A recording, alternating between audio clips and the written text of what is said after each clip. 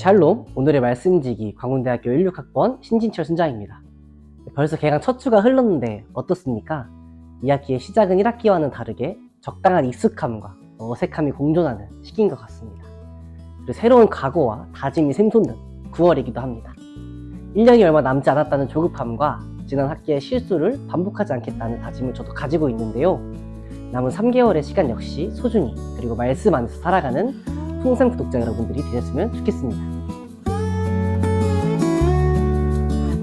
오늘 본문에서는 아브넬이 도망가자 요압의 아우 아사헬이 아브넬을 뒤쫓아갑니다.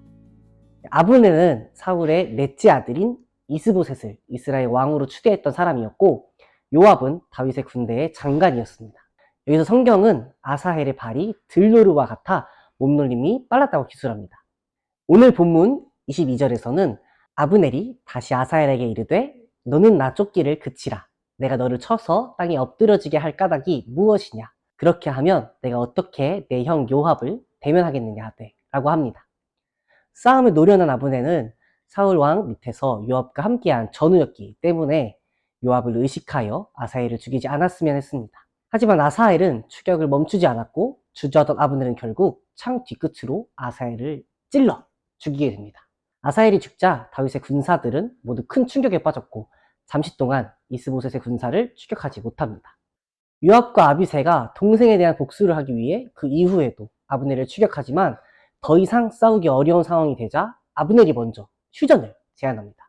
이미 많은 사람이 죽고 다친 후에야 자신들이 형제이며 형제끼리 언제까지 싸워야 하겠는가 하는 생각이 들었던 것 같습니다. 본문 26절을 보면 알 수 있습니다. 아브넬이 요압에게 외쳐 이르되 칼이 영원히 사람을 상하겠느냐. 마침내 참혹한 일이 생길 줄을 알지 못하느냐. 네가 언제 무리에게 그의 형제 쫓기를 그치라 명령하겠느냐 라고 하며 이 전쟁을 끝내자고 합니다. 이 말을 들은 요압이 나팔을 불자 다윗의 군사들이 더 이상 쫓지 않고 싸움을 중단합니다. 하지만 다윗의 군대는 아사헬과 19명이 전사하였고 이스보셋의 군사는 360명이 전사하는 막대한 손실을 입게 됩니다. 여기서 우리는 이스라엘과 유다의 전쟁이 아브넬의 잔인하고 무모한 제안에 요압이 분별 없이 동의해 일어난 것임을 기억해야 합니다. 지난 토요일 본문인 사무엘하 2장 14절에서 나왔던 12명의 군사를 뽑아 싸우게 했던 전투에서 비롯된 일이었습니다. 그때 12명씩 군사들을 앞세워 싸우는 일에 대해 하나님께 묻고 그 뜻에 순종했다면 380명이나 죽게 된 전쟁이 발발할 수 있었을까 하는 의심을 하게 됩니다.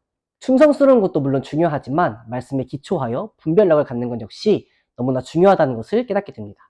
순종이라는 맹목적인 믿음 아래 하나님의 뜻을 제대로 분별하지 못하고 행하고 있는 일들이 있어서는 안 된다는 무서운 충고를 기억해야 합니다. 때때로 삶을 살아가면서 어떤 것이 더 좋을지 고민하는 시간이 참 많은 것 같습니다. 하지만 그 모든 고민의 시간 속에서 하나님을 기억하지 못하거나 혹은 주님께서는 이런 것을 더 좋아하실 것이라고 스스로 판단하고 생각하며 선택하는 경우가 종종 발생하곤 합니다. 하지만 오늘 말씀처럼 이런 행동은 끔찍한 비극을 초래하기도 합니다. 누군가의 마음을 상처를 입기도 하고 어떤 일은 제대로 되지 않아 자신을 더욱 곤란한 상황 속에 놓이게 합니다. 다윗이 하나님의 뜻을 구하지 않고 블레셋으로 떠나서 고난받았던 것처럼 모세가 지은 죄로 인해 마지막에 가나안 땅에 들어갈 수 없었던 것처럼 말입니다.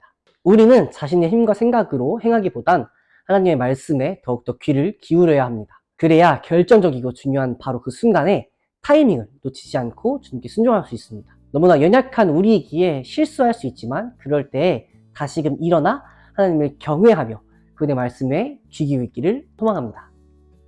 풍샘 구독자 여러분, 모든 삶의 행동 가운데 주님을 찾는 것은 어렵지만 주님을 경외하는 마음으로 주님께서 모든 문제의 정답임을 기억하며 백문일답 예수님을 온전히 신뢰하며 살아가는 여러분들이 되었으면 좋겠습니다.